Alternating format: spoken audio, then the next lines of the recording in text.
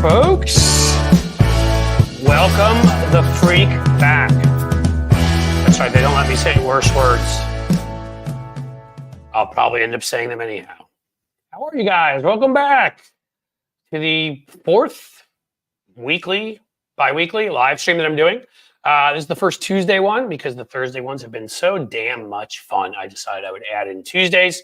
Already getting hellos from people. Cynthia Rice, hello. Kathleen Matthews, hello. Greetings from Wilmington, Delaware from Chris Derrickson. Nice. Molly, howdy, Cliff. I love, you guys are so nice. Did I miss somebody? I'm sorry. Richard Whitfield said hello. I can't see here and read them all, but you guys are effing, it hurts me to do that. I got to be honest with you. Maybe we'll give the first 10 minutes and we'll just let the curses fly. Great to have you back. We got a great show, or live stream as I still call it, because who knows, man? You can go 40 minutes, you can go an hour and a half. We may be here all night. I don't know. You know, it's like when Donald Trump starts crushing up Adderall and sniffing it. You don't know where it's going to go. I may just pace the stage for like 19 minutes angrily if my microphone gives out, curse the world, and then threaten not to pay anybody. We'll see. Tony is going to join us. You know, he's probably taking his Polish bathroom break that he has to take to expel his pierogi right after his live stream is done. And I'm really excited, actually. Cheri Jacobus will be here at 2:30, and that's going to be a lot of fun because she and I are not big fans of Merrick Garland's, and we have some very specific reasons, and some criticisms of Joe Biden for not really getting aggressive enough on that issue because Merrick Garland has cost us a lot. But I do see an apparition here. I do believe it is the apparition of one Ozarkian Polish backward hat wearing mofo. Can I say mofo? I don't know, YouTube. I guess we'll find out. I'm gonna add his ass to the stage. I am a mofo, even if YouTube won't let you say it. I certainly am. Well, I mean, that wasn't in question. The only question was, can I actually say again? My great editor, Casey, gave me the advice of, you know, it's sort of like the first 10 seconds of a video, you know, when you record, when you try to hold off, he's like, the first 5 or 10 minutes, try not to. So that's really going to be what I'm going to do. Why do you pull me in the first 5 or 10 minutes, though? That seems kind of counterintuitive. If you're going to, I'd go beyond counterintuitive, and I would say some might call that stupid. Oh, okay. Well, you know, so you know, like you did it work? Did the audience come over? Did that part work? Did we get that? I don't know. Where do I see the total numbers? There are a lot of people here saying, yeah, I think very nice things. Hal Sparks swears and curses somebody. So yeah, I don't know if he's monetized on YouTube or not, though. And I told you, if you guys have been here before, I will be cursing. It's impossible physically for me to speak for an hour and not curse. I just try not to talking about MAGA, especially when you're talking about MAGA. So I'm talking about people that I would hate, who obviously have attacked my country, who I see as attacking my family, the ability of my boys to grow up in a democracy, my 2 sons. WW, oh, nice. I like that. New member. Thank you for being a new member.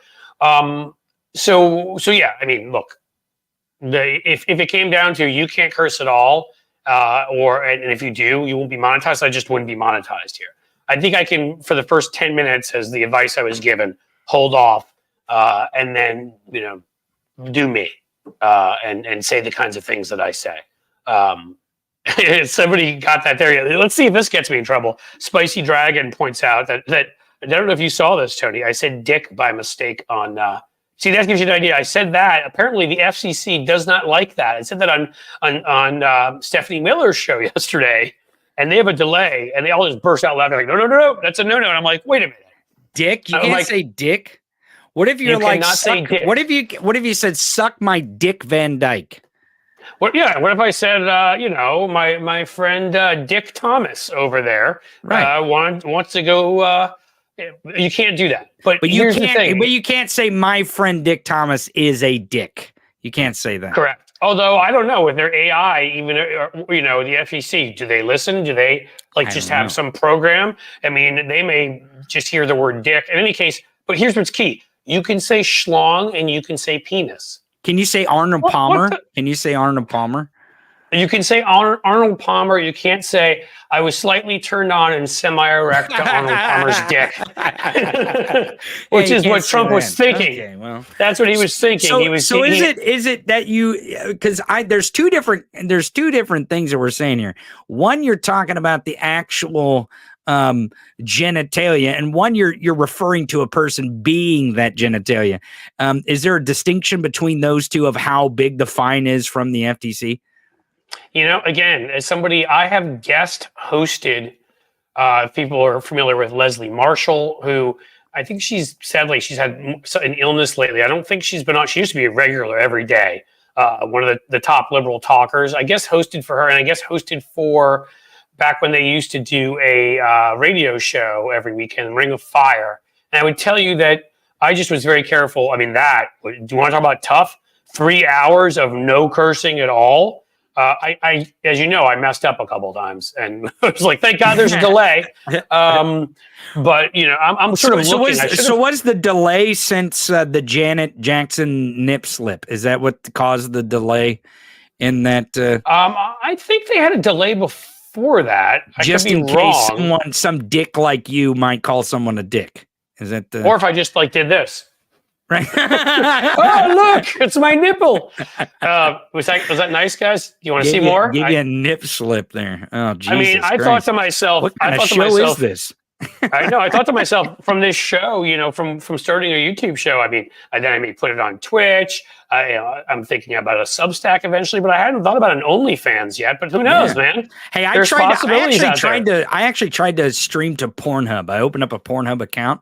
The problem is you tried to stream there. That's hilarious. No, I wanted to stream there. The problem is that the consent problem with anyone that would appear on camera, and then anything that I would show on screen, there may be consent problems on their platform. So it was going to be very difficult for me to stream there. The show. Would there be a consent problem? Oh, somebody. Spicy Dragon, thank you. So that I would join a Cliff OnlyFans page. All right, I already have one member. All right, I'm starting. Go to Feet Finder, find Cliff's Edge at feetfinder.com. Now, I don't know exactly. Is OnlyFans just getting naked, or do you have to do weird? No. I mean, you can do whatever you want. You can do this at OnlyFans if your fans would pay to watch you talk, and then throw up your shirt to show them your nipple every once in a while. But I mean, on Pornhub, it was a little different, and the reason why is because it's not gated; it's a public site. So it's 18 plus, and so their terms of service has to have consent from all the people that are in the video. Now, normally what you'd have is if they produce a pornographic, movie. Oh, Kathleen Matthews said she'd sign up too. I got 2 members already. There you go. Yeah, but they would have, they have this consent that they sign for the film. So it's not a big deal when they post it on the site, or if people are making their own amateur porn, they have consent from those people on the camera.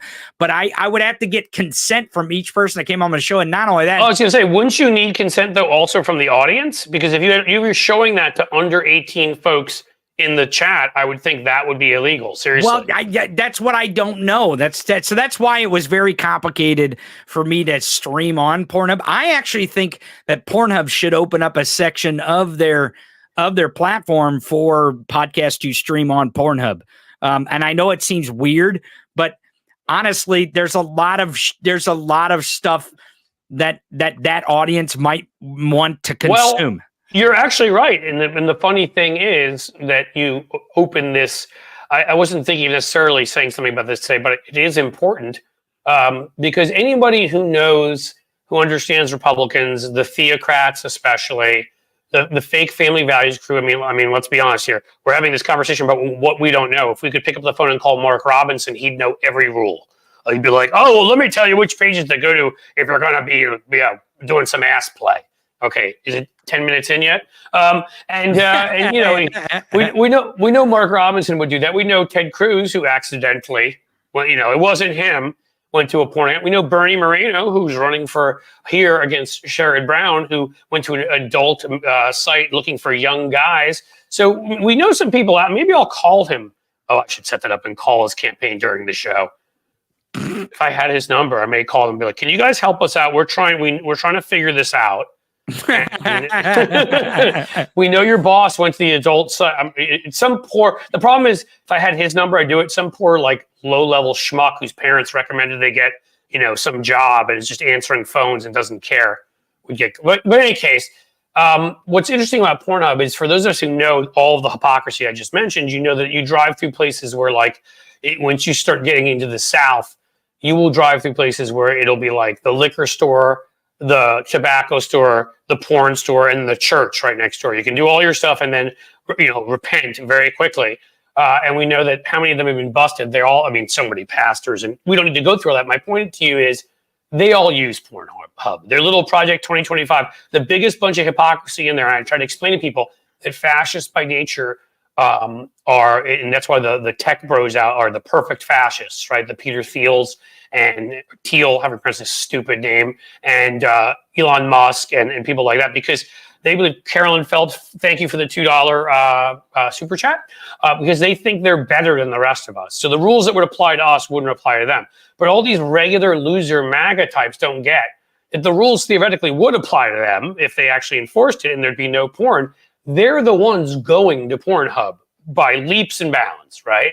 They are all there. So what's interesting is Pornhub, pissed off about Project 2025, has now started putting up free ads. They announced they're going to do this, telling people about the positions, no pun intended, of Republicans, presidential, and I think maybe even local ones, when it comes to shutting down porn sites. And I think there's going to be a lot of people who are going to go to these sites, MAGA types and other Republicans, who are going to be horrified to learn that they're local Republican, or that could make a difference around the edges. It really could. Well, in some states, in Idaho, Utah, and Texas, a lot of those porn sites you cannot get on unless you have a VPN in a different state that will allow you to get on a porn site. They have actually banned. They have Project 2025 porn in, like, Idaho. Right. And now we know by the way, go ahead. Well, I was going to say, the word is, in Idaho, a lot of dudes in Idaho were like, whoa, what the fuck? Why can't I get on? Why can't I see boobies? I want to see boobies. And they can't get on to watch their porn. Well, when it comes to you're saying the blocking gay porn, that doesn't surprise me as much. Although Idaho, kind of ironic, considering Senator Larry Craig, sponsor of the gay marriage ban, and provider for me of one of my favorite little trinkets as he, shakes his feet in the Minnesota airport. Oh my God, that's political history right there. That somebody gave that to me at a conference, and I value that like I do my life. It's all seriousness. I could see them doing some of the gay bans because most of them aren't, even though a decent number of them are gay. And Grindr, of course, said that the RNC is like the Republican National Convention was their Christmas. So there clearly are plenty of them. The servers, I think they melted the servers. So but there are enough of them that are just hypocrites in every other way, the Mark Robinson types, that I think I could see them passing that ban. They will never pass an out-and-out porn ban. But I would love to see them try to do it to show their voters who they are and freak them out. And I'm glad Pornhub is actually educating the people who go there and saying, yeah, vote for JD Vance and Project 2025, because really JD Vance is the one tied to that. And this is what's going to happen to you. Yeah, but is it really that ridiculous to think that the people in the porn industry are going to protect their industry? It's like when of course they're going to. Well, and the other thing too, I wasn't saying it's ridiculous. I'm glad they're doing it. I'm just saying did because of how powerful the platforms are for I these. have to say this. Who said this? Are you talking about Mike Johnson?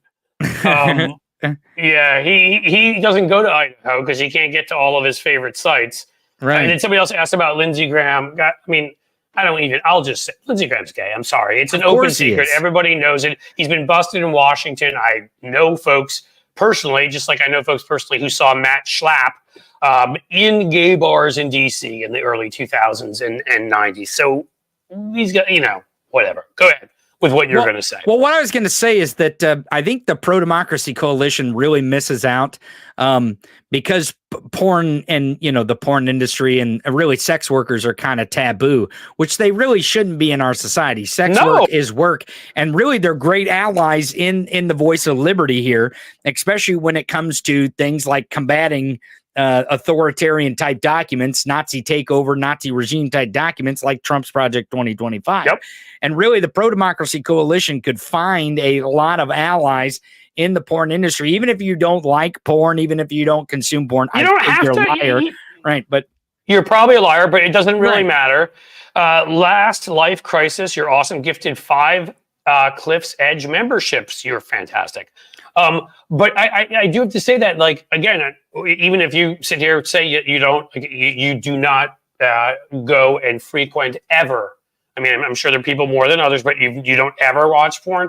I have a hard time. That's like saying you don't masturbate. Sorry, I have a hard time believing that stuff.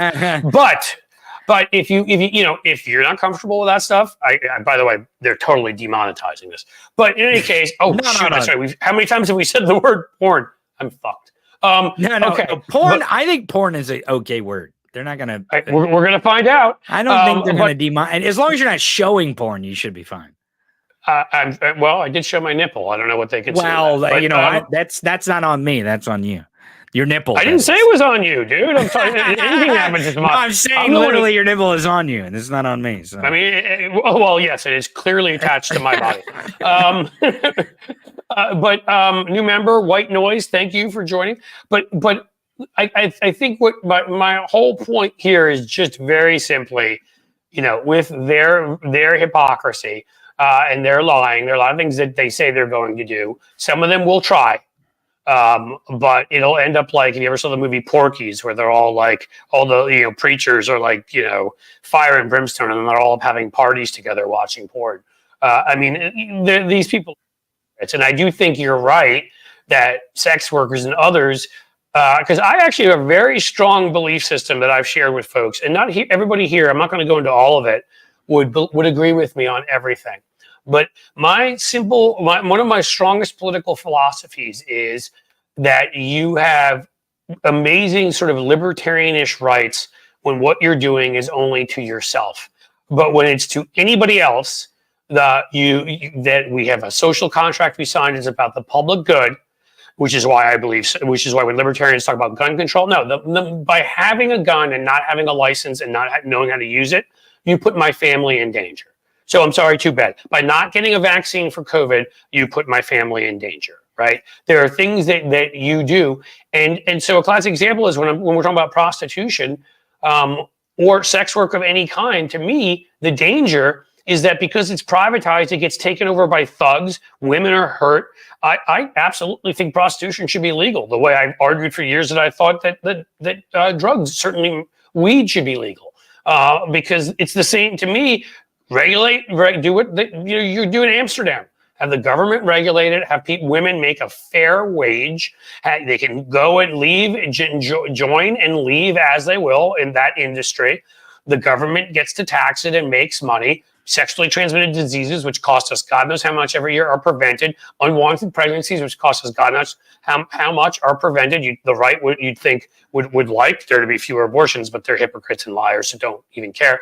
I think it would solve a lot of things, and I just don't see why, if you're someone who chooses to do that kind of work, you shouldn't be in a safe and regulated environment and be able to make a living and get health care. So it used to be 5 years ago, my stance, or 10 years ago, on weed was radical. But I said it out loud then. I thought it should be fully legal and that it should be taxed and it should be regulated. The more addictive drugs I have a harder time with, because obviously I would go beyond weed, but psychedelics, which are not addictive. I mean, LSD, PCP, stuff like that, as long as you're not driving or doing anything like that. On drugs that are addictive, I have a harder time. Of course, the irony is we made those drugs legal. Yeah, they just are give them some illegal. Oxy. Just give them some Oxy. When they've got pain in their arm. The street version is illegal. The pharmacy version, the drug company version, is completely legal. And that's that's kind of the argument, I guess, that we could make in that space. But I will say before I go, because I know you're going to have our friend Cheri on and talk about Merrick Garland. Probably something very different than what you and I are discussing. Yeah. I don't know how we got on porn, but I tend to lean in that direction, I guess. But I will say this, that everyone out there listening. Well, Donald Trump leans in a certain direction when Arnold Palmer's in the area. Well, I was going to ask you, are you for the legal sex work of, do we have to license people to spank people with magazines? Is that something that we're going to have to license and regulate? He was spanked by Stormy Daniels with a magazine. That's right. So But it was while he was watching Shark Week too. Right. Don't ever forget that sharks and batteries thing that comes from a deep down fear. Like he's got this deep. I think he fears other predators because he knows he's a predator.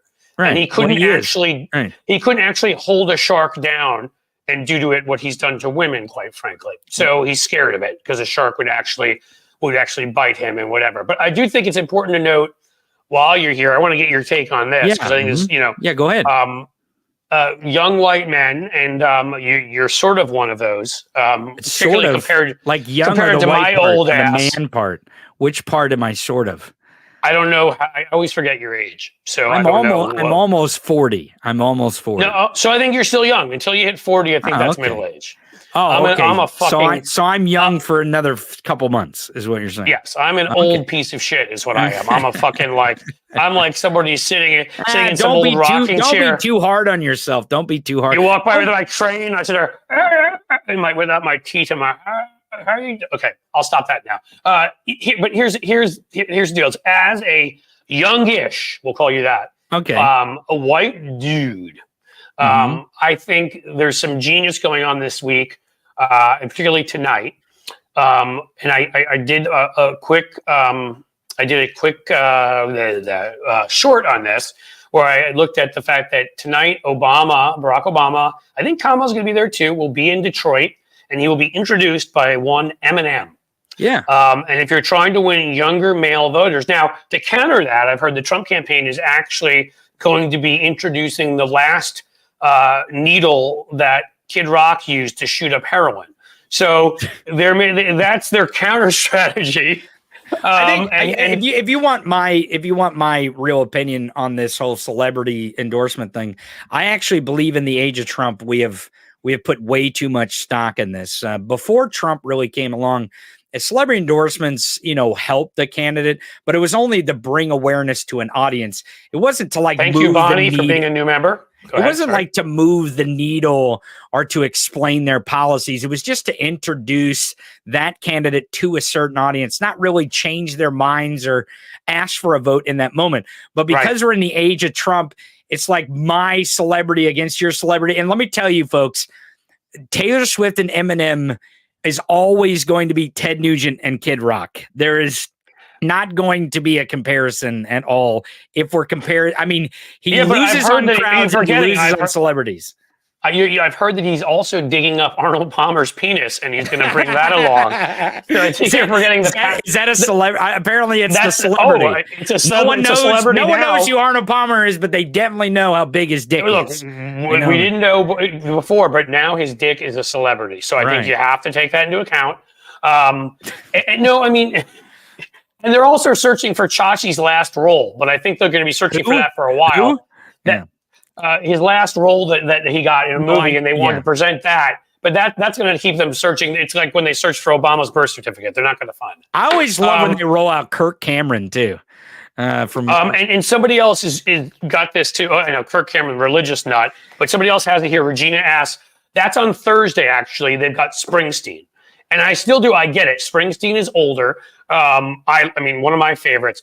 You can tell me if I'm wrong. I still do think Springsteen has this masculinity, to him, where he appeals to men. Yeah, I don't think it's young his music, his attitude. But I think. Yep. But again, I go back to I don't know. I mean, yes, maybe in this timeline, these celebrity endorsements move the needle, but it's more about getting or it should be more about like introducing a candidate to a different audience. That way that audience gets a chance to know the candidate because, I think Bruce Springsteen, in the statement that he made, I played it on my show and I think you did a video about it. Yeah. Is that was outstanding. Right. I think it was very important. He said, I've got my opinion, but you need to have yours. But I don't want to interrupt, but what I think is so important about celebrity endorsements is Taylor Swift, I think maybe in her own, I think she actually may make a difference because so many young women, right after she said all of this stuff and put up the link, registered to vote. And I got to believe 99 out of 100 of them are going to be voting for our candidate. So I actually really do believe she's the one celebrity that can move the needle. Eminem, I think it's more about they want to make moderate, younger and other white men feel comfortable because there's a permission structure there, as we call it in public relations, where they may be scared to tell their friends, they're voting for the black woman over Trump, the celebrity, and all of that. And I think, I don't think it's about changing minds. I think it's about guys who already are leaning Kamala or already are going to, but making them feel more comfortable, about talking about it out loud to their friends, like, oh, you're not doing it? You're voting for her? And they can be like, Eminem is, I do. I think that makes it. So to me, I think it doesn't move the needle. It more like solidifies a vote and makes more comfortable votes that are already there. That's what I think Bruce does. That's what I think Eddie Vedder does when he came out and said what he had to say. That's what I think George Clooney does when he comes out. I think with a lot of these folks that are so famous that they're famous just beyond, like local fame. Dave Bautista. I think that was huge for young men too. That ad, not only is it crucial for Dave Bautista to be voicing his political opinions, but that ad that he did with Jimmy Kimmel's team was absolutely phenomenal. And the reason why is because every single ad against Trump should be that way. Should be written. They went after him. They because people need to learn. I wouldn't agree with you. Every ad, I think we play to some voters over here who are our core voters who don't see things that way. But that ad, Eminem, that kind of stuff, when we are competing for certain groups of voters with them, when we're competing with them on the masculinity front, okay, which with some male voters we are. Here's an example of non-toxic masculinity. Here's an example of a fucking badass who's telling you what it actually is to be tough and what a fucking wuss this guy is, okay? And you have the same thing coming from, I assume will come from Eminem, who's probably not going to be hugely happy with what Trump said about Detroit. Can't wait to hear that. So I think that those aspects of it, are important. And the Bautista one, yes, I would put that on in every TV, online, radio, whatever it might be, ad where you've got young men listening. I would get that one out there. Absolutely. Because again, it's the not ceding ground, which we used to do as Democrats, like the allowing them to be the fucking, fat, lazy, cheating at golf loser with the fake piss cotton candy hair, as Penn Jillette called it, who's got all 7 deadly sins and 14 new ones they've just invented for him, who smells, who has to have a fucking, diaper put under him or a towel when he's on Fox and Friends. Ooh, I see Cheri, and she's there. One more minute, Cheri. I'm busy going off on Donald Trump being weak.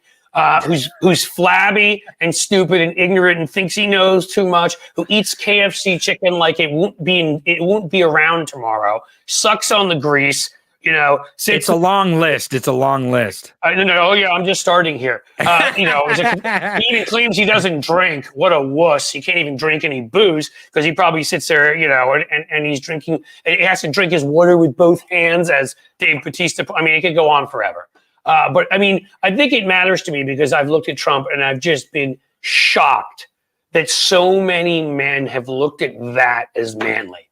That wussy, wimpy, fat, lazy. I'll start again, and I don't need to do that. Could it be that they see themselves in his mirror? Is that yes. what you? A lot of these men who feel disempowered, the deplorables. As Hillary said, a lot of these men who the jobs have left factories in town, they feel like they should be tougher. They don't feel like they're in control anymore. They have to They don't have that confidence. They don't have that people confidence. That are different for a job. Oh my God. And women compete with women for a job. My God. And all that. Yeah. They don't have confidence in themselves anymore. They feel, they feel weak. And Trump, by looking like them, makes them feel so. That's what I guess a lot of it is. But that's why to me, having that out there is so important. But we need to get to another weak, pathetic man in Merrick Garland, who I loathe more than maybe any other Democrat alive, assuming he is a Democrat. I know he's a member of the Federalist Society, so maybe he's both. And discuss the fact that one of the big reasons we are in our current situation, where Donald Trump and people like Ted Cruz and Lauren Boebert and others even have a chance of being reelected is because he hasn't done his fucking job. And it angers me to no end. It has angered me to no end. So I think at this point, somebody said is Owen, his balls never dropped. We're talking about Donald Trump. I don't know. That's probably true. I'm going to rate that as Cliff fact. I'm going to rate that as mostly true. All right, Tony. Yes. Thank you for being here. Thank you for kindly letting your folks know and helping them over here where to find me. I think we are going to let Cheri come in, and Cheri and I. It's going to be difficult to see. You're going to do a slap down on Merrick Garland? Is that what you're going to do? To see who dislikes him more. It will be interesting. Cheri might have a slight edge, but I'm not far behind. So thanks for being here, Tony. Yep. Thanks for everything. Audience, stick with us. We're not going to a commercial because I don't have any. It's awesome. Fine. Bye. One of these days, I'll have some ads. We'll see. But take it easy, Tony, and we're going to...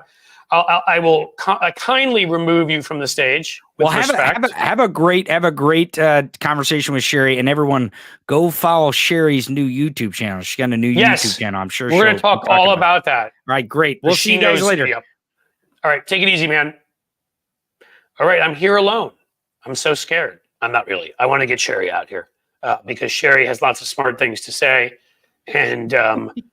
Hello, Cheri, and we just had a dude thing going on. I heard the dude thing. Well, Cheri, you know me. You watch my videos, and I have a problem. It may not be a problem. I've had it for years. Because there was a day way back in time we would debate, and maybe I was mean to you, and I apologize. But But no, I don't think with you, because I always respected you. With people who, I think what most people who know me would, and get to know me in regular life would actually call me a nice person. I like people. One of the reasons I love doing this is I like reading out comments. At 3 o'clock, I'm gonna, if folks stick around, once you tell us what you have to tell us, I'm gonna just take questions and talk to people. Like, I love meeting people. I love people. I'm not a bad guy, and I hopefully not. But I become, I think, close to a sociopath when it comes to people who I think have threatened my family or threatened my country. I have no sympathy for them. I don't see them as human beings anymore. I'll freely admit it.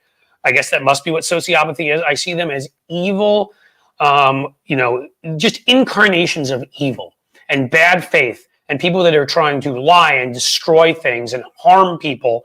And so that's why, for years I would be the guy, and it wasn't just me. I'm not saying I'm the only one, but I was out there on MSNBC, Fox, everywhere yelling. I even got paid to be the liberal on Sinclair and beat up on them. That was fun. And would be the one yelling about why are we not mocking them? Why is there a picture out there? They're using a picture of John Kerry, on his, not his surfboard, his, windsurfer. Make fun of her. We've got a perfectly good picture of George W. Bush dressed up as a cheerleader in college. I was like begging that they would use that for an ad. And of course they never did, because we never did stuff like that. And Democrats have changed I always was waiting for Gen X to take over. And I knew that hiding from Reagan's shadow would be over. And we would get people that knew that we're in the majority, that we're no longer, up against this charismatic conservative president where a lot of people think the left maybe went too far and they're agreeing with Reagan and, and the rest. But I introduced Cheri, who once, folks, was the communications director for the Republican National Committee. Was it during Bush's time that you were? I was deputy communications director. I was communications director at the House Education and Workforce Committee right after Republicans took over the Congress for the first time in a generation in the mid 90s. So 94. And I would argue, and you can disagree with me, you were a great person to have there, but I actually my argument is that was ground zero, because you had Bob Michael, this moderate, likable. I worked for Bob Michael before that. Well, he was terrific. Moderate, likable Illinois Republican who respected the other side, was bipartisan, and in came the circus clown who just was proto-Trump in Newt Gingrich, who didn't care, who made up lies about his opponents, who smeared people, and of course he supports Trump. You get what he was. But I want to make sure I get to Cheri's background here. You guys have to understand. expert in communications, expert on campaigns, presidentials, brilliant, made the mistake of having a conscience and disagreeing quite publicly with Donald Trump in 2016. They catfished her account. They attacked her. She can tell you more about some of that stuff if she wants to. I mean, you know, we can discuss that or not discuss that. The key is she's not just been a never Trumper. She came over to the Democratic side, and I think for a while was registered independent, may still be, but you know, I think you start reevaluating your place on certain issues too when that kind of thing happens. I know when I had a break with the far left, because I didn't consider it the far left way back when, and then when I thought about in 2010, they started going into 2008 really certain crazy territory. I reevaluated some of my opinions and realized that I was more moderate in a few things. I still consider myself a liberal, but not a progressive, because I believe in freedom and openness, and that's another conversation. But, you know, so you may have reevaluated what you thought about choice or guns or, you know, I don't know. But the point is that you have come out swinging against the right, against what now is the right, which is, you know, morphed into part con operation. RXR train driver with a 1999, thoughts on Jimmy Dore. I'll share that. 1999 super chat. Thank you so much. But back to, I'll say quickly, Jimmy Dore is a pathetic whore, will do anything for money, accepted money from the Syrian government that was gassing their own people. He once pretended to be on the left and then went where the money was and became was part of my problem with some of the people, I'm sorry, who were behind Bernie Sanders. There were some decent ones, but look at Bree Joy, look at Glenn Greenwald, look at Jimmy Dore. I think I picked out the crowd correctly as to who they were and was uncomfortable with who Bernie was surrounding himself with. And Jimmy Dore now, of course, he's just moved to the right. He's done what Tulsi Gabbard did. It's a complete grift, and he's a scumbag. He spent a whole show insulting me once, which I kind of enjoyed. But I want to get back to Cheri. The key part about Cheri here is that Cheri did a video last night. Everyone, please go subscribe to her channel. She's like been up for a week and already has over 500 subscribers. I believe we get over 1,000, then she gets monetized. She's a terrific voice. We need her to be out there. And I'm just going to toss it to her. But the last sentence I'll say is the thing I've been arguing with certain people on Twitter who are ostensibly on our side, who I just don't understand why they can't stop defending everything Merrick Garland does, is that I'm not a lawyer. I won't argue that I'm a lawyer. I don't argue that I understand campaigns and PR. And I said some of this earlier, the last 4 years, if it had been defined, this is why I hate the media, corporate media, and rip them so much too. If it had been defined by regularly talking about Donald Trump as he is, as a criminal, but not just Donald Trump, Ted Cruz, who took part in those meetings, Rand Paul, who took part in those meetings, Mike Lee, took part in those meetings, Ron Johnson, who repeats, he's been called out by intelligence community for repeating Russian talking points, all of them that went off over on the fucking 4th of July on our Independence Day to Russia. And then about a dozen, no more than that, 24 maybe or more House members who quite clearly, Matt Gaetz and MTG and all of them, on Ukraine, on freedom of speech. Remember, their freedom of speech and, oh, you're going to censor me is literally about one thing.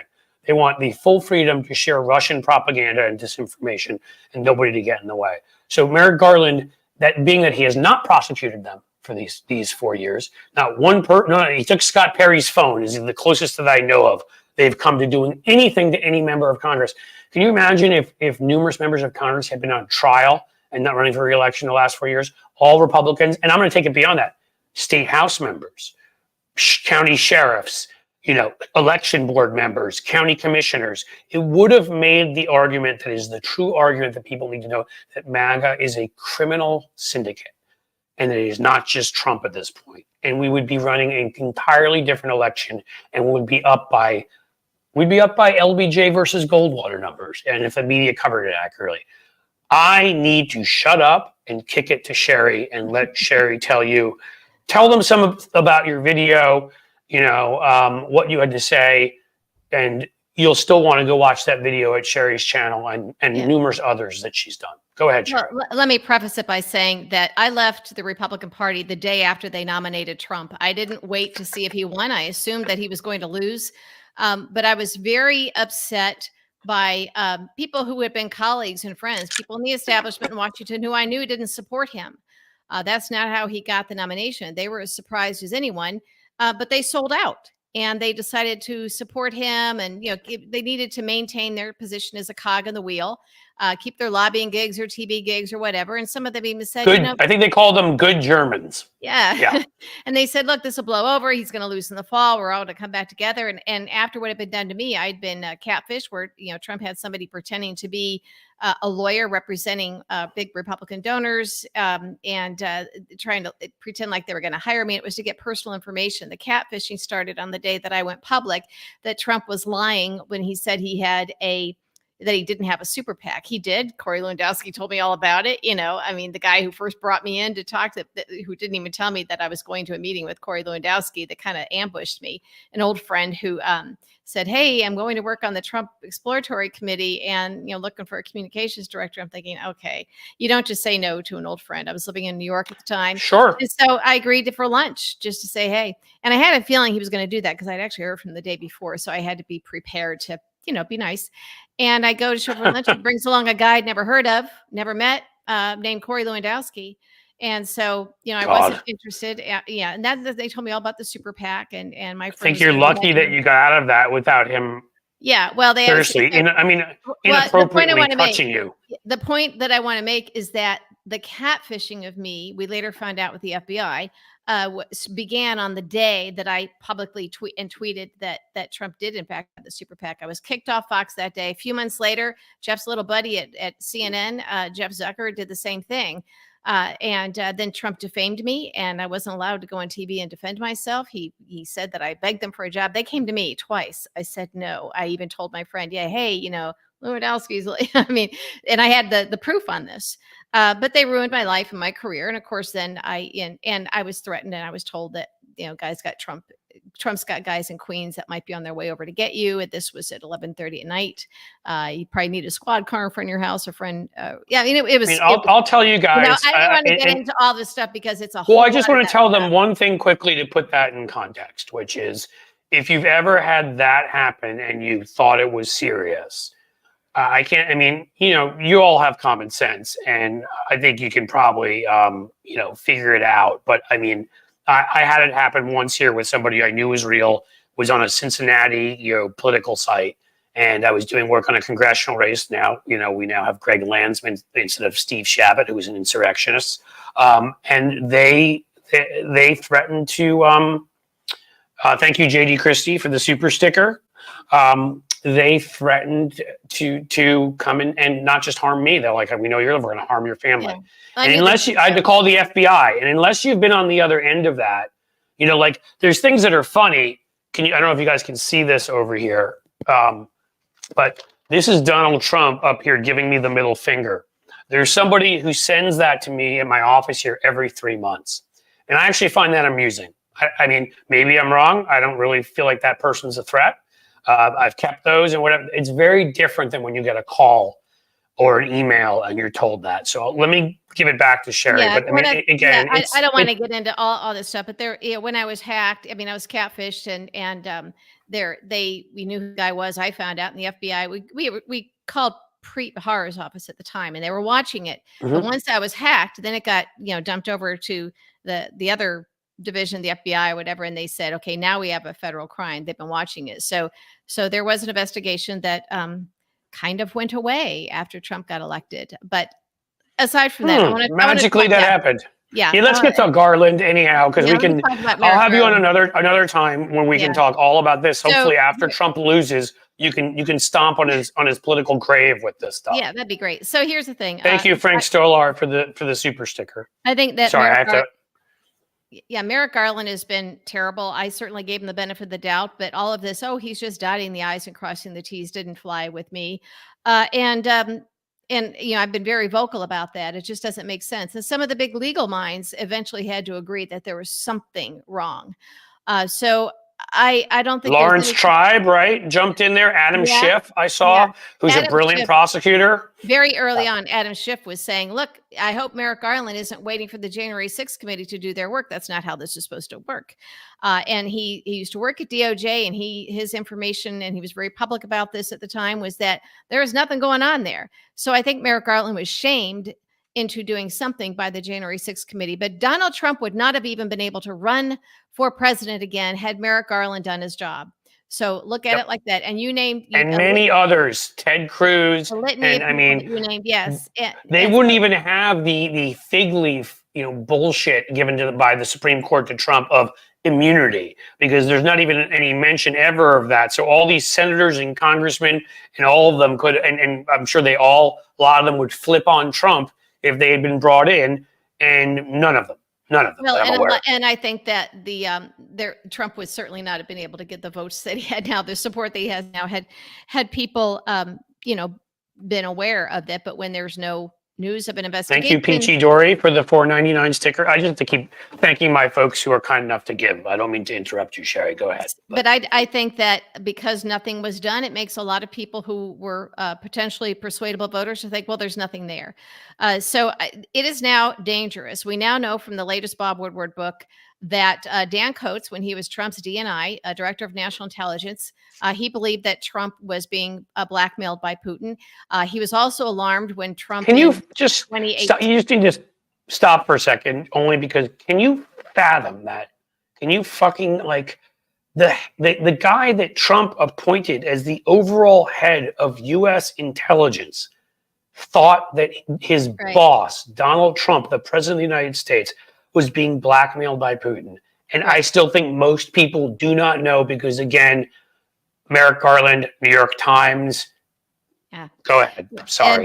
And DNI, Dan Coates, was also alarmed. I think it was in 2018 when Trump, shortly, a day or two after speaking with Putin, Trump ordered, he asked the DNI to send him a list of our top spies. And that was alarming. It's like, who does that? Who needs that? Now, a couple of years later, or less than 2 years later, the CIA said to send out a missive to everybody around the world in their ranks and say, we have an inordinate number of missing, tortured, killed informants, agents, that sort of thing. Our assets are being scooped up. Right. So that's a little bit alarming, to say the least. So, and also evil and horrible because Garland didn't do his goddamn job. Right. People who were serving our country were tortured and murdered. So there's that, plus the litany of House members that shouldn't be there, should not be running again. Their constituents should know that they are problematic, and that includes Marjorie Taylor Greene, Boebert, Matt Gaetz, the list that you named, and possibly more. So what I have said, and I've talked about this a little bit on my podcast, and I just haven't put pen to paper yet. So that's why I did a video about it with my new YouTube channel. I think that Kamala Harris wins, and literally within days, Joe Biden, in consultation with her, chooses a new acting AG. They tell Merrick Garland he's out. They let him save face. He can say that he's got to go spend time with his family or something along those lines. Let me back up a minute. The reason I also think that Merrick Garland isn't just inept, but he may be corrupt, is because months ago, there was a leak from the White House that the president and many top staff were very frustrated with Merrick Garland, mostly about what he wasn't doing. This had nothing to do with Hunter Biden, but although the Hunter Biden investigation saved his job because it's politically impossible for a president to fire an AG, even though. And we also know that Adam Schiff speaks for, and has for a while, kind of speaks for Nancy Pelosi. And Schiff said what he said, it was coming from the highest reaches. Go ahead. Yeah. So there's this leak, and leaks happen on purpose. Okay. You don't have a leak from the White House where they don't know. And they were just very frustrated with Merrick Garland and didn't understand. Now, when a leak like that happens, and that's a gentle way of the administration signaling to the cabinet member in question that this would be a good time for you to save face and resign. Yep. Merrick Garland didn't do that. That was suspicious to me because he was already so inept to the point where you're like, this can't be real. This can't just be incompetency. There's something else going on here, meaning corrupt. And that was something that kind of solidified it for me, having been a Washington animal for 30 years. You kind of know the choreography of something like this. That Merrick Garland stayed on, I think, was greatly, that was really suspicious to me. So here's what I think they need to do. The day after, or a couple days after the election, President-elect Kamala Harris, we hope, and outgoing President Joe Biden together name a pit bull of an AG, an acting AG. Because remember, an AG, the actings don't have to go through the confirmation process. Remember when Trump put up that joker, Matthew Whitaker? And Trump had more acting cabinet members than anybody, and because they wouldn't be able to make it through the confirmation process. But if you just wait for a Kamala Harris administration to begin, and then she nominates someone, and they go through the confirmation process, blah blah blah, it could take months. Now, the acting AG, an acting appointee can serve up to 210 days. Okay, and then the average confirmation process for a political appointee is 115 days, although it might be a little bit faster for an AG. And you can add, so that's in addition to the 210 days. You could literally have an acting AG for a year. But the reason I think it should happen immediately is Joe Biden is such an excellent president, but this was a big black mark, the big stain on his presidency, I think, is Merrick Garland. And his hands were tied politically. And I think he's a top 10 and maybe a top 8 president of all time. And what he accomplished in the face of the opposition he had is, amazing. But part of the problem is some of that opposition came from the fact that he didn't have Merrick Garland shutting these voices up by putting them on the defensive, by actually investigating them for the crimes they likely, I'll say allegedly, committed. And, go ahead. Well, and we see, Elon Musk doing it now. And so the fact that we've had, whether it's incompetency or corrupt AG, Merrick Garland has to go as soon as possible.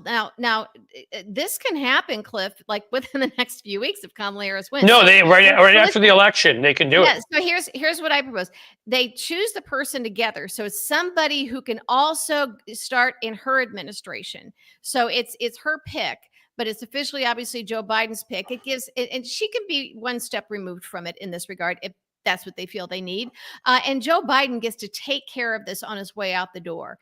And I think that he probably— in other words, he'd probably love it. Fix the mistake that he made. Go out with the big F you, do the right thing, one more thing to save democracy. His final act as he ends his political career, goes out a hero. Quickly, thank you, Carl Jacobson, for the $5 super chat. Go ahead. Sorry. And so I think that's what they should do. It should be a Glenn Kirshner, a Sally Yates, or whomever. It's somebody who's a real pit bull. So we gave a list of 3 on Tony's show. Tony, I discussed it, and he shared them. There's more. This was quickly off the top of her head, and I know there isn't a ton of diversity among this list, so I'm not trying to— I'm open to anybody good.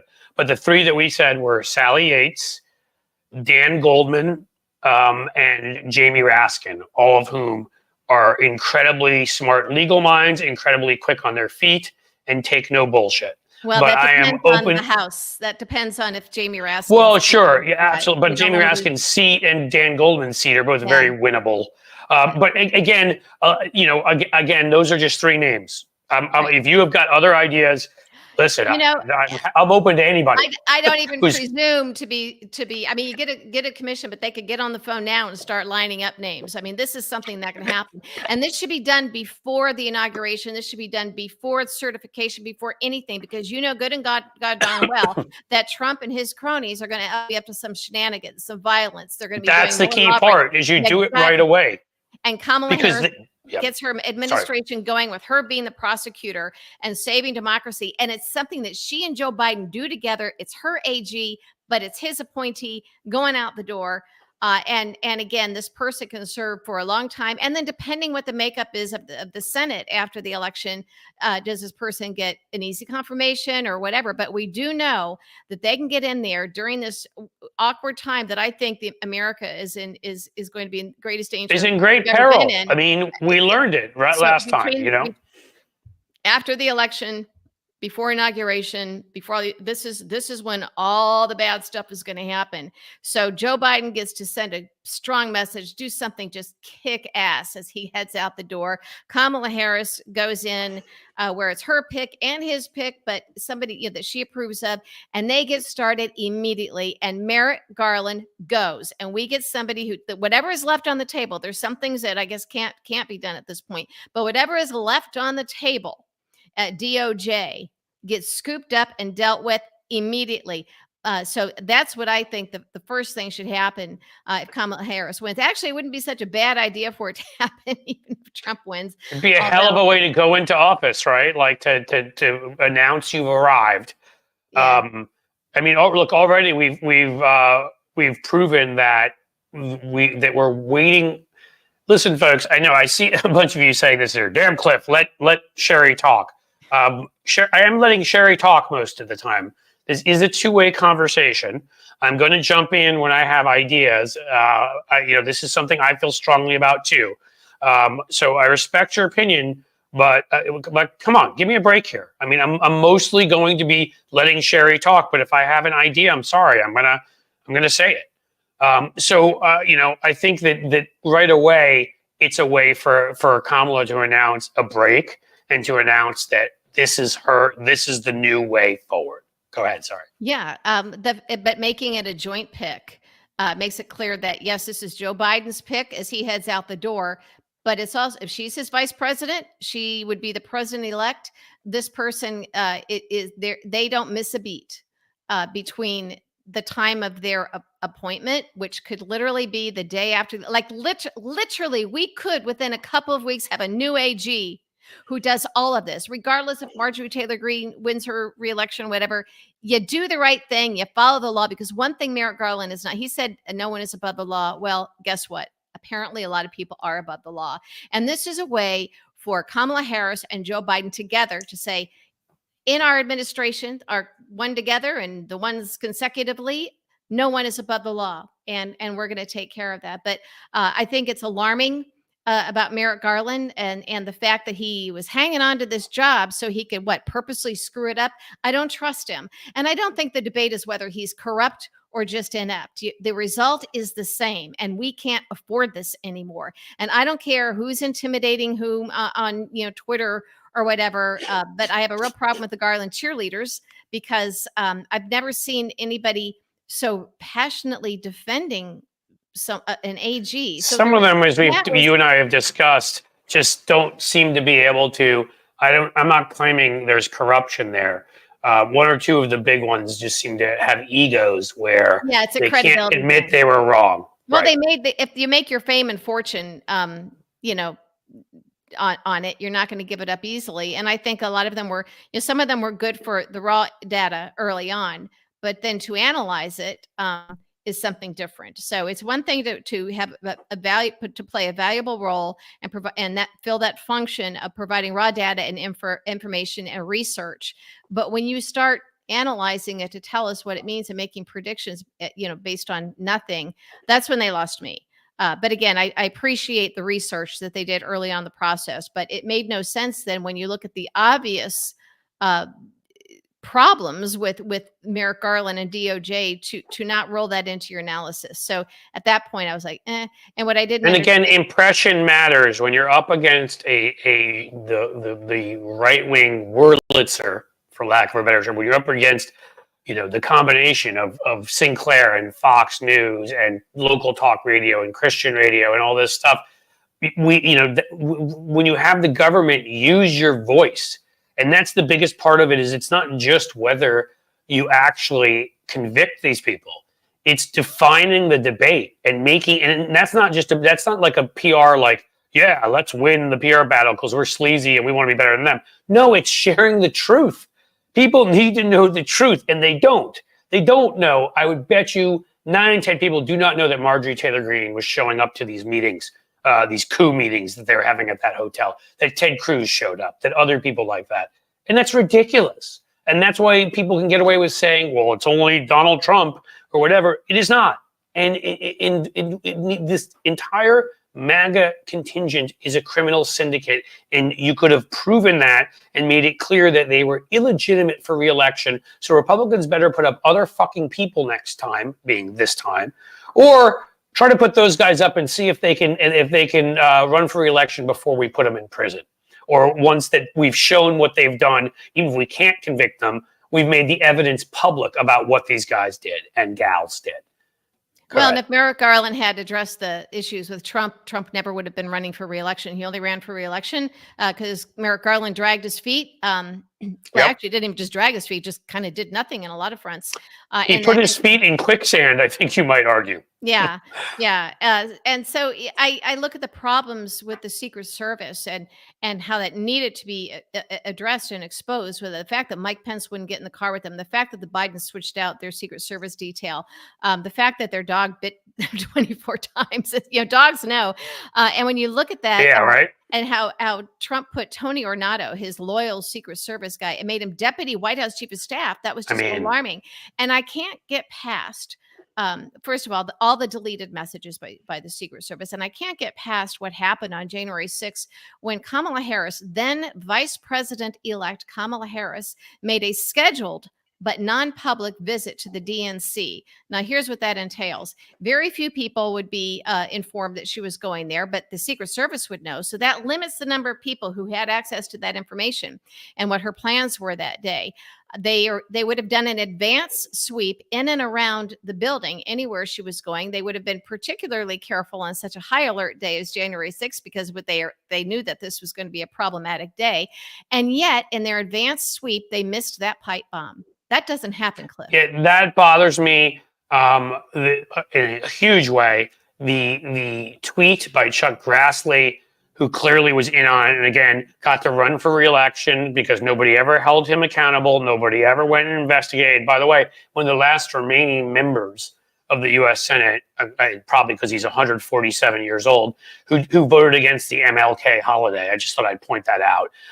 But I mean, when he sent out that tweet, that, again, I'm somebody who studies political history, right? I was on the PhD route for that. That has never happened, anything like that in U.S. history. They had to be counting on the fact that Mike Pence would say, I refuse to do this for you, but he would recuse, or that he would either be incapacitated or, dead, so that Grassley would have to step up and do it. So Grassley was a part of this. I don't know how much of a part, but a part. And the fact, again, he got to run for re-election. He's re-elected. He's there in the Senate. Thank God we control the Senate right now, so he doesn't run committees, but he has, secondary position on them, and he's a fucking traitor. And, there's so many things like that day. When you put out the Secret Service messages, how can you not just lose your mind over it? I'm sorry, the Secret Service doesn't just erase messages. This is when you start thinking of Caesar and Brutus type shit. The enemies were inside the gates. We were in real danger that day from people trusted. Go ahead. But not only that, with regard to the stolen documents case, when we know that Merrick Garland knew about this for months, and he was against the raid, the so-called raid of Mar-a-Lago, but he knew about the national security dangers. He knew what Trump did, but they were like, "Please send them back, Mr. President." They were playing nice with him, right? And then go after it, and then, but so Merrick Garland was kind of forced to do it. And here's the thing, Cliff: we would never have known about the raid because Merrick Garland wasn't telling us about it. Donald Trump is the one that told us about it. That's a great point. To this day, we would not know that Donald Trump stole thousands of classified and top secret documents, and likely has been selling them and giving them to Putin and our other enemies and detractors around the world. What else is he doing with them? But what else was he going to do with them? Again, a guy that I've seen selling the Trump train collection and the Trump Bible and Trump gloves, I think boxing gloves, and Trump diapers. Yeah, somebody actually had one of those. I don't know if he sold those, but why not? For somebody that literally has no dignity and would sell anything to anyone, he'd sell his mom if he got enough money for her. He buried his wife on his golf course because he got a tax break for it. This is the type of human being we're talking about. Literally one of the worst people walking this earth right now, which is what's so crazy about the fact that he could be president. And I mean, again, like what we know about, he knew about secret agents and they started disappearing. Anyone who doesn't think, now he's doing some media with Saudi Arabia, my guess is there'll be some documents going with him. Anybody who thinks that Russia, Saudi Arabia, anybody else who's got the money, he hasn't handed these things over to. I have a Trump Bible to sell you with Lee Greenwood in there. It's horrifying, and again, so much of this could have been stopped, and the New York Times may have massively failed and made normalized Trump and whatever, but Merrick Garland could have made it a lot harder for them to do that if he had, from the beginning, shown Cheri, come on, shown who this person is, and not just that, who the people around him, other senators and members of Congress. So the New York Times couldn't pretend there are two, and I want to say this very quickly for those of us out here, in the hinterlands, a lot of smaller newspapers do not have the resources. I've said this before, do not have the ability to report in the same way. They take their cues about what's important from the New York Times. So the problem is, it's not just the New York Times coming out with stuff and affecting the cable shows and influencing people in the New York area and whatever. The Cincinnati Enquirers, think of your cities like Kansas City and Sacramento and this and that, all these places that their newspapers are taking their cues from the New York Times about what's important. So they're corrupting the whole process.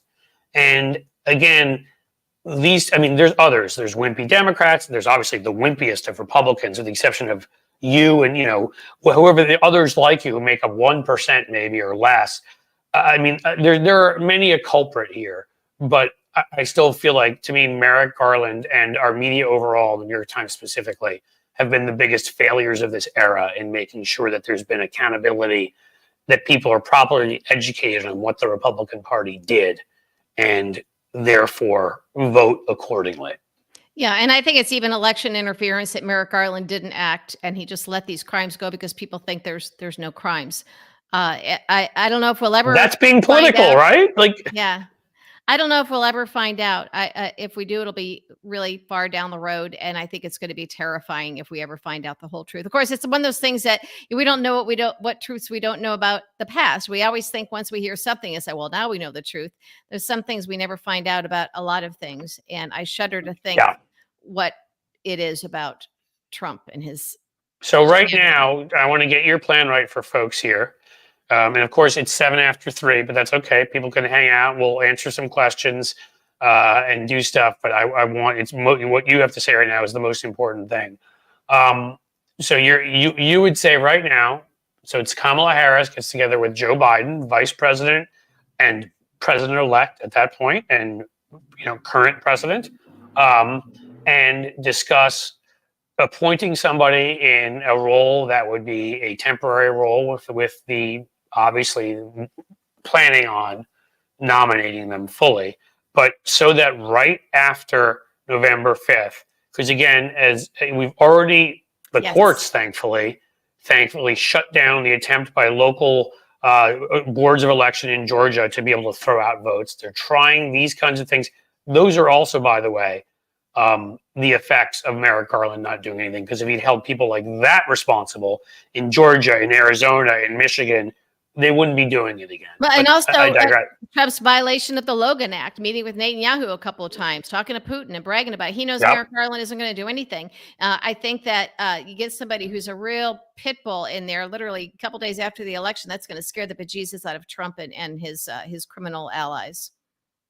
I couldn't agree more. And again, I threw out a couple names, but people should know those are 3 of probably 50 different people or 100 different people who could be just ass kickers, who would come in and know. Again, I don't want somebody who breaks the law on my side either. That's the thing, is we don't need to do that because we're in the right and they're in the wrong. What I want someone to do is to come in immediately who's an ass kicker, who's not scared about appearances, and follow the goddamn evidence where it takes them and go after everything that hasn't gone past a statute of limitations and make clear who it is we're up against. And they will have to do all of that while also trying to prevent what will be an obvious plot by Trump with the help of Putin to overthrow and undo the results of our election. And this could start, we could have this happen 2 weeks from tomorrow, Cliff.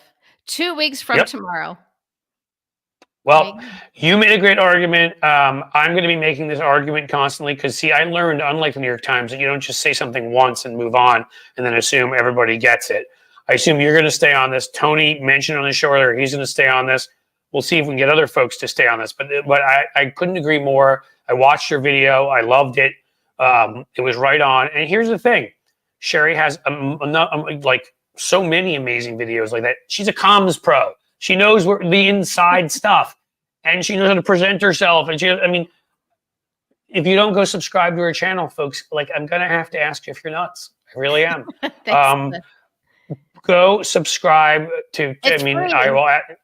You can either click on something else right now, but please stay here or come right back here, or as soon as we're done, because I will tell you again. But you absolutely should go and why let's get Cheri over 1,000 right away, monetized, and then let's go further from there. Jimmy Jims, thank you for the $2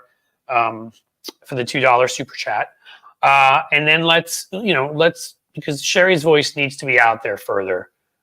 She's too smart, she's too good, and she doesn't put up with any bullshit, and I'm a huge fan of that. So Cheri, thank you for being here. Thank you, Cliff.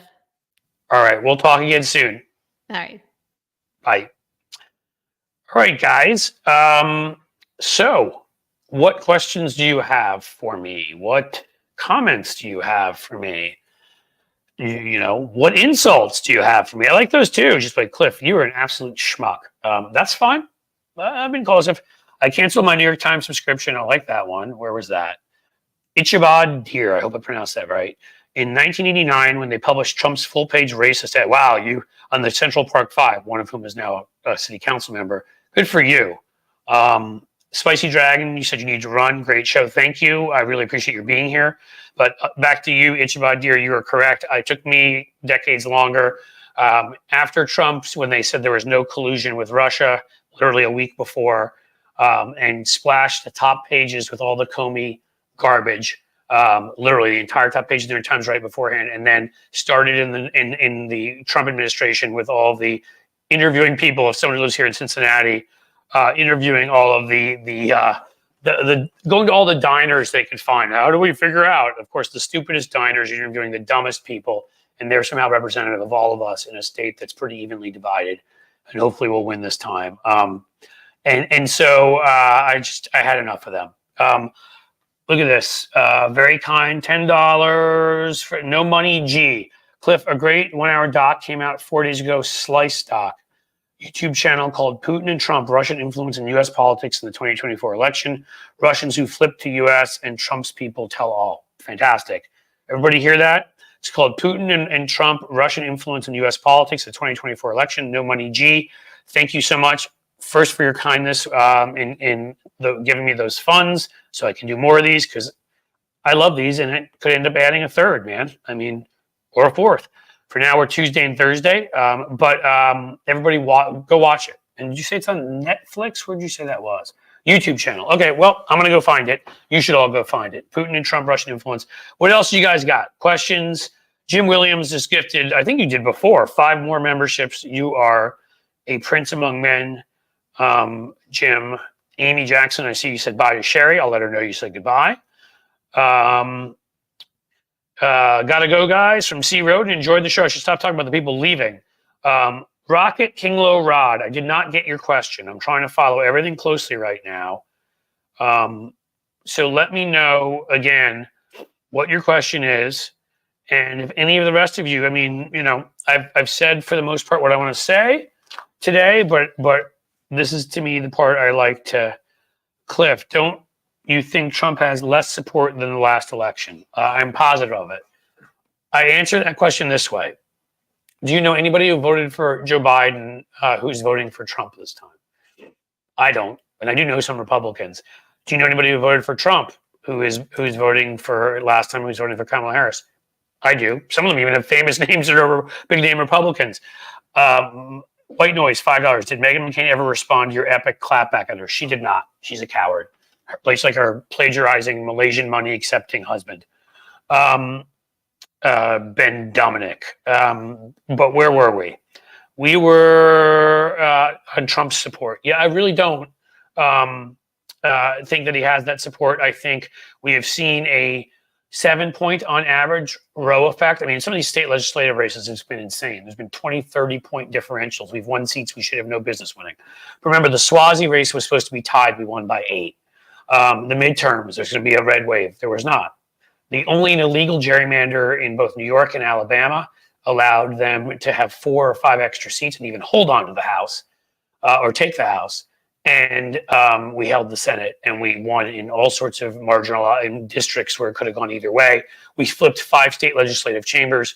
The last time the party of the sitting president flipped even 1 state legislative chamber during a midterm was FDR in 1930. Think about that. And won all sorts of other races. So 7 points on that. And then if you look at what the right is doing right now, they're doing the same propaganda bullshit they always do. They're flooding the zone. Trafalgar, Poll, Rasmussen, what a joke, and a bunch of others. So they're moving the averages. And people look at Polymarket, which is a joke owned by Peter Thiel, run by Nate Silver. Polymarket is foreigners betting, folks, betting on who they think is going to win. It represents nothing, but the media reports on it. They don't get what it is. So I'm telling you right now, Kamala has somewhere between on the low end of 4-point. I think it's closer to a 7 or 8-point lead in the popular vote. And I think in every swing state, including North Carolina, she at the lowest has a 2-point lead. Highest probably has a 5-point lead.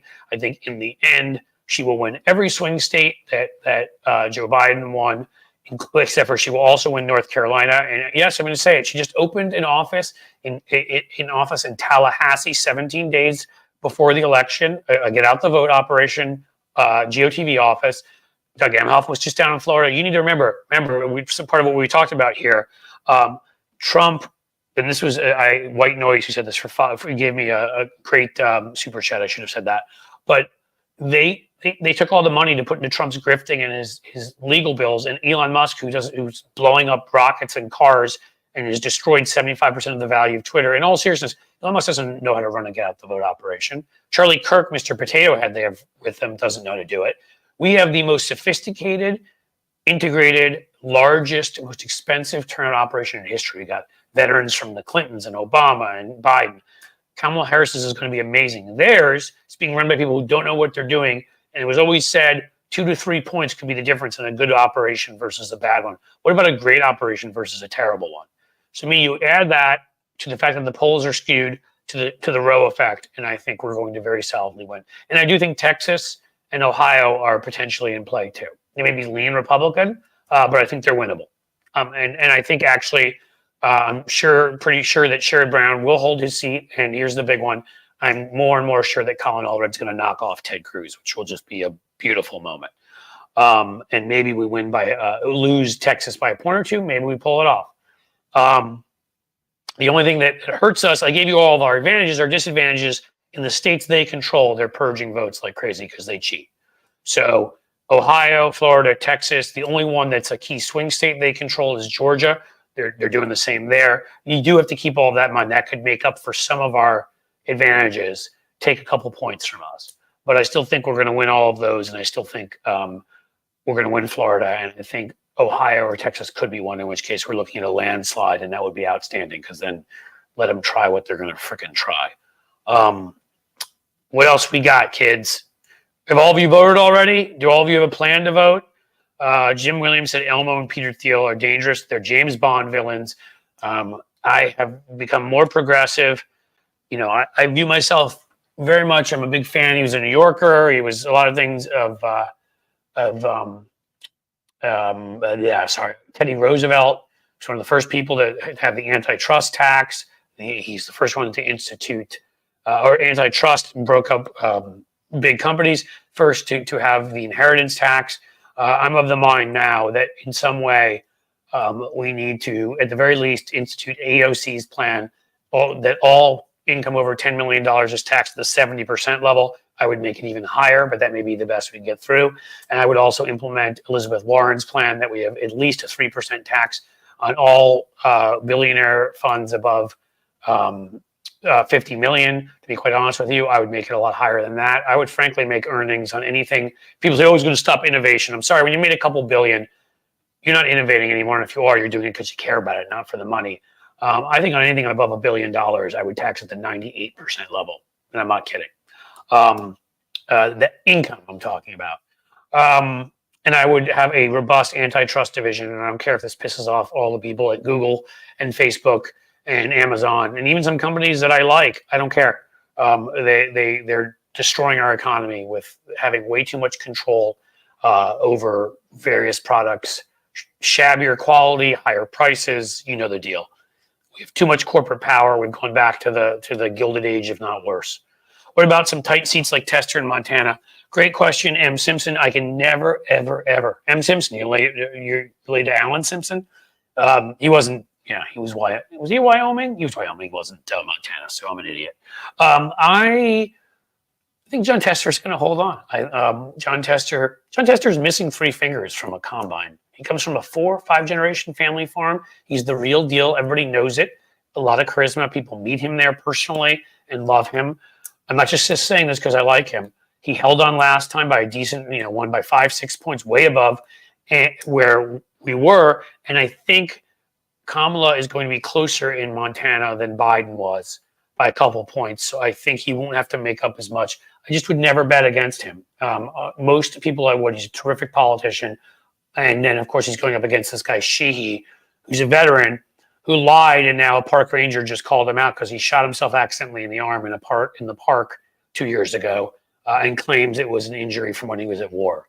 Because that's Republicans. Because again, MAGA is weird and sociopathic and liars. They take pictures with other people's families that aren't theirs. They go to porn sites and have threesomes with their wife's sister, as Mark Robinson does. They get up like Donald Trump and start talking about Arnold Palmer's junk. Like they can't order donuts correctly, like J.D. Vance. It is a collection of deplorables. It is the losers among us. It is the people with EQs that are below basement level. They don't know how to relate to other people. They don't know how to relate to modern society. That is the core of who MAGA is. And so Sheehy fitting right into that, it's going to help. I think it's going to be close, but I think because it's a small enough state that Tester meets most people, I think he pulls it out. I really do. And I wouldn't say that if I didn't think that. I think it'll be close. It'll be scary. But I do think Tester will pull it out. He's a terrific guy. He's what a real moderate is, right? Mark Kelly, sort of real moderate is. Not Kirsten Sinema and Joe Manchin, who are about, look at me. Real moderates from states that are a little bit more conservative, a little more moderate. What do? They don't agree with us on all policy. They disagree on some things, which is okay. They're with us on our core issues of the votes we need, and they don't go on TV trashing their own party. That's what Tester is. A legit moderate, and we need those guys in our coalition. They have to set it up to have Pennsylvania be the Florida of 2000 and have SCOTUS tell them to stop counting. Yeah, I mean, obviously they're trying everything they can in Pennsylvania. The vote buying crap that we got mad at Merrick Garland for. Luckily, Elon Musk didn't, is completely incompetent. Didn't think about that till a few days before it was even time. Like voting registration in Pennsylvania ended on Monday. Pennsylvania, you have to still remember, we control the AG's office, we control the governor's office, we have, the state house, we have a lot of power there. It is a lean Democratic state. I feel very good. They may try to turn Pennsylvania into Florida. I think they will fail, and fail massively. The polls give Tester low odds. Again, I know that, but the polls gave him something like, the famed, and I would now call bought off loser incel Nate Silver. Look back in 6 years ago. I think he gave Tester a couple percent chance, 3%, 5% chance of winning. Tester won. And I'm not saying, again, Tester is just that good. And if they'd chosen the perfect candidate to run against him, then we'd be in even more trouble. But because it's Sheehy, who someone else pointed out, I'm sorry I missed who it was, that he's a carpetbagger. They don't like that in Montana. They want to keep Montana. And these folks are moving in from the coasts and developing whatever. They don't like him there, and now he's a liar about a big thing. And it's not just medical records. The actual park ranger has come out and made a statement. That is everywhere saturating Montana media. What a liar this guy is. I think that in the end could be the difference. I hope I'm right too. WW. I fear that you're wrong. Yeah, well, I fear that I'm wrong about everything. But really, all I can do, in the Moneyball era, there are people that all they look at are stats and don't understand that there are some things sometimes that go beyond stats, right?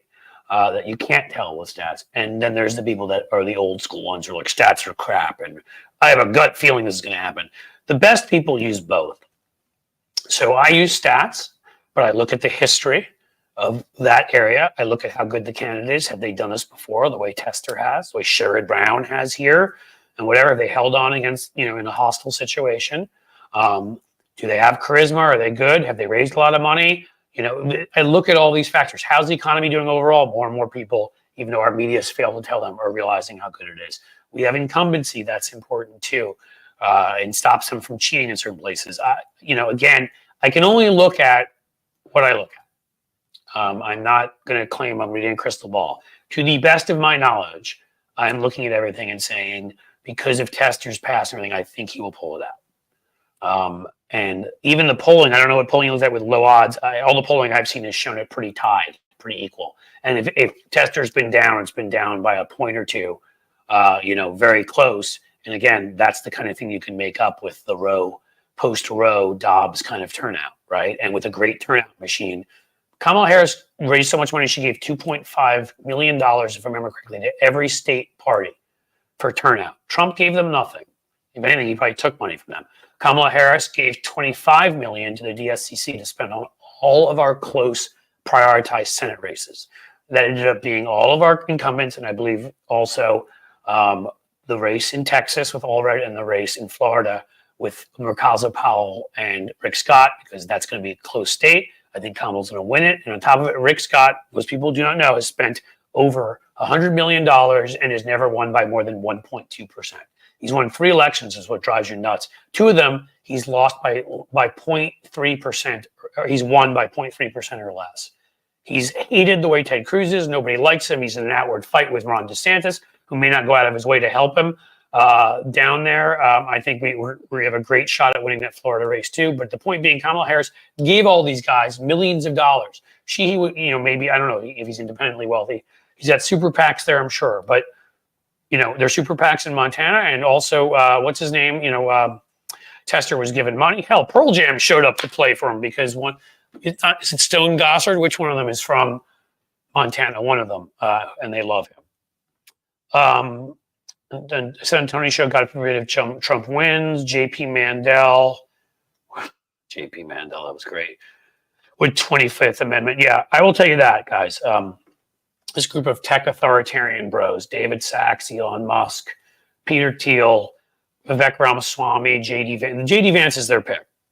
Trump is their vehicle because, JD Vance has the charisma of a wet shoe after being dragged through horse feces, then dumped in a huge garbage dump that's a landfill with nuclear waste in it, that's then lit on fire and has hydrochloric acid dumped. Okay, I'll stop. My point being, JD Vance has no charisma. They needed Trump, who to me has no charisma, but he has right-wing charisma. He makes fun of the right people and laughs, and they enjoy that.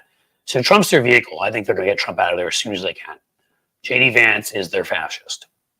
That's who they want. Okay? So Russell, we have an @Russell in here. Somebody told me that's a troll. Is that is that Russell Rudolph?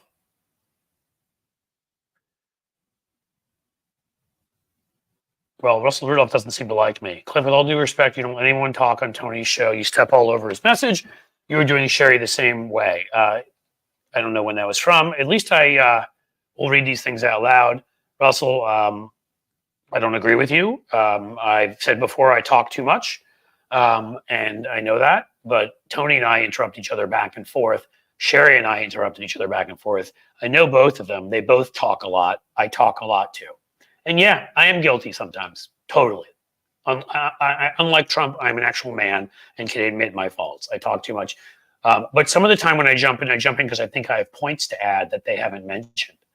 And I don't know what to tell you. If you hate me that much, I guess I don't really know why you're here. Or dislike me that much. I try my best. I'm here to try to share my feelings and my thoughts and my ideas with people. I do not try to interrupt folks. I do here and there. It's something I work on. I try to be better. Sometimes when I've got key points to add, I'm always going to. Other times when I just jump in, I'm going to try not to. There you go. You know, if I'm not your cup of tea, I apologize for that. But, you know, I guess you'll find your cup of tea elsewhere. For those of you that do appreciate me, I appreciate that. Oh, love from Germany. Love that. Part of my family is from Gruftelgust. I hopefully got that right. Quarter of my family is from Berlin. So we had some family out of there. Coralie, love your passion, Cliff. Thank you. That is part of it. What Tusis? Cliff is the best of the internet. Hey, some people, you love me. You really love me. Look, you know, I am passionate, and that leads sometimes me to talk loud and me to interrupt. As I said, I do my best not to, because I always want to have interesting people share their opinions. And again, the only time that I will not apologize for it is if there's something I feel like needs to be added. But also, again, I'm not perfect, and I will do my best if there are times when I'm just being impatient to not interrupt.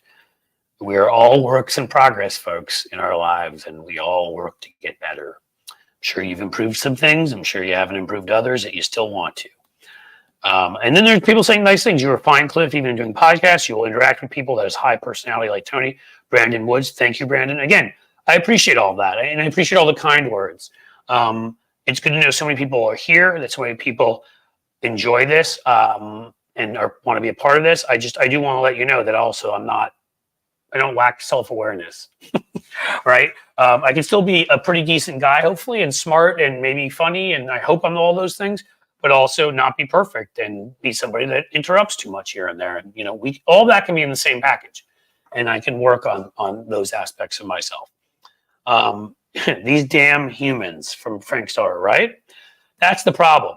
And that, by the way, it's evolution. It went awry. Don't get me going on that. And by the way, if people bring up to you that it's a matter of intelligent design, that's where you can point out, look at us. There's no way in the world humans are intelligently designed. So it can't be. WW, $7.77. You are a mensch. A fantastic guy. You're doing great, buddy. Ignore the jerks. You be you. Thank you. There are one or two who said it in obnoxious ways, and I don't, you know, I will answer them, and I don't fully appreciate that. There are a bunch of people who very kindly pointed out and said, hey, could you know, talk a little less? And I will always respond to constructive criticism, always. And we'll always have the self-awareness to look at myself and try to be better. So be constructive. Tell me that I'm, you know, that, hey, can you do this? Hey, can you do that? I'll always try to be better. Sit here, call me names, tell me, you know, that I suck or whatever it is, and you're less likely to get my attention, or at least in a positive way. You're more likely to have me tell you to go fuck yourself. I don't think I'm much different than most people that way. Do an impression of a sandwich. God, how do I do it? Nate Henley. How do I do an impression of a sandwich? If I had sand in here, I'd throw some sand on the floor and put a broom between my legs. That would make me a sandwich, right? Would that be okay? Yeah, I can't do it. Keep trying, okay? It's okay, Cliff. Love it. Shorts. Does that mean you love the shorts? Do you love my shorts? I can't show you anything there, or I'd be getting like Mark Robinson. The nipple was one thing. I'm here to listen, talk on. Ima Abasi Esu, if I pronounced that wrong, I apologize. You are fantastic. Seriously, I love that all of you keep saying this to me, but you do need to know, like, I'm somebody who is very, very confident, very comfortable in my skin, which means I have self-awareness too. Like, part of it is like, I know I'm really good at a bunch of stuff, or I wouldn't be here. I also know that I have some things I can improve at. There's nothing, so there's no insecurities there. There's, okay, when people make some good points about things I could, where I can change, I'll try to do it. But I'm still going to be the same me. I'm still going to be loud. I'm still going to be obnoxious. I'm still going to have strong opinions. I'm going to be here talking the way I talk, because that's what I do. You know what I mean? Let's see. You don't need to talk less, Cliff. It's hard to work with your co-host, to be respectful. You know, I agree, Brandon. I mean, again, I will do my best. And thank you, Ema, again. Or thank you, Starlene, for saying love you, Cliff. That was very nice. Rob Law, this is the time to talk to people who pay no attention to politics about voting. Yeah, it is. Everyone, everybody you know. I'll get Ema quickly and I'll go back to that. I love the historical perspective. Again, I was everything but dissertation, as they call it. Studied the rise of the right in the second half of the 20th century, but also a lot of other history you had to study along the way. So I will always give the years of many years in college and grad school historical perspective. I think it helps us understand how we got here. Please, all of you, vote. I think you all will because you're here. Please, all of you, find the folks in your life that aren't voting. Find the folks in your life that are persuadable. You got about 5 or 6 Republicans. I know. 2 or 3 of them are leaning Kamala. One of them is saying nobody, and 2 of them are leaning Trump. I'm going to work on all of them because I'm going to ask 2 simple questions, and most of them fall into this. And we'll understand this because they're business types and they're fathers of daughters. 1, would you leave your daughter alone in a room with Donald Trump? Would you take your daughter to Donald Trump's house, teenage daughter, and leave her there alone with him for 24 hours? Yes or no? Second one will be, okay, you've got money, you've made money in business. Would you sign a POA, a power of attorney, and turn over all of your assets and trust Donald Trump to have power of attorney over your assets, all of them, for 24 hours? If you can't do either of those things, if you don't trust him enough in those circumstances, you can't fucking vote for him for president. If you think he would sexually assault your daughter and steal your money, how the hell are you voting for that person for president? That's the way I'm going to frame it. A little bit nicer than I just did. I think we're coming to an end. We need to come up with a theme song for Cliff. We do. I have a theme song. If you watched me on Stephanie Miller's show back in the day, before I kind of split with some of those folks, even though I'm still friends with Sam Cedar, but some of the people on the show were far to the left of me and were Bernie people, and I disagreed with some aspects. I actually liked a lot of Bernie's policies. It was more the people around him and whatever that bothered me, electability and that kind of thing. But Sam used to have a great they had a great theme song. Hell, I was on the Young Turks 20-something years ago when I first started off. They did. So yes, I will get a theme song of some sort. I think I'm going to add, an intro theme song here that will remind people to subscribe and do everything. I think we'll add an outro song, but this is where I do it. Actually, it's a good time to do it. First of all, please subscribe to the channel if you're not subscribed. We're at 83,100 something, maybe 200 by now. That means my goal was to get to 100,000 subscribers by election day. We've brought in something like 30,000 in the last 6 weeks. We can do it. It's been accelerating too. So please subscribe. Second, please join YouTube membership or Patreon. I'm going to admit to you, I haven't been perfect there. But what I'm going to do is make up for, people who joined a month or 2 ago and I haven't gotten benefits to. I'm going to get them like quadruple the benefits. I will go beyond what I promised people. And if you know my character, you know that. It's been an organizational thing. I haven't had time to go through everything there. And there was somebody who was supposed to take over and do it for me and backed out at the last minute. So it's been an organizational thing. So I will ask you, please join. It would be awesome. I mean, Patreon, if you join, that supports me. The membership here at YouTube supports me, or there. The final thing, I'll do one last ask. If you even have $2, if you have $1, if you have 99 cents, any kind of any kind of money, funds you're willing to give as a super chat, super sticker, Superman, I really appreciate, because that allows me to put that into something where I can do less consulting work and more of this. And I love doing this because look, I've been here now talking to you guys for close to 40 minutes. And honestly probably could do this forever. Washington Journal is still around. It did get taken over by right wing though, and they call it. Yeah, well, that's the problem, folks. Thank you, Deborah, for loving my show. Cliff's Edge, I can write and be an idiot. I'm not sure what you're saying there, Nate. I definitely can write and be an idiot, though. That's true. Starlene is reminding people I'm an alpha liberal. Thank you. What was I saying? Oh, remember, there's so many mainstream media outlets out there that are beards now for the right that were once mainstream, like objective, at least somewhat, organizations that right-wing nuts bought, and they kept the name for the branding. Newsweek, Politico, Real Clear Politics. We shouldn't trust any of their shit there. Their polls.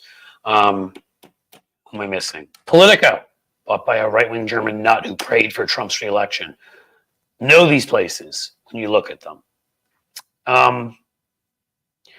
What do we got, guys? I don't know. I feel like who are the trolls? Welcome to trolls. So there were some trolls earlier, which somebody said, I don't know if that was Russell who I answered, or is that somebody else?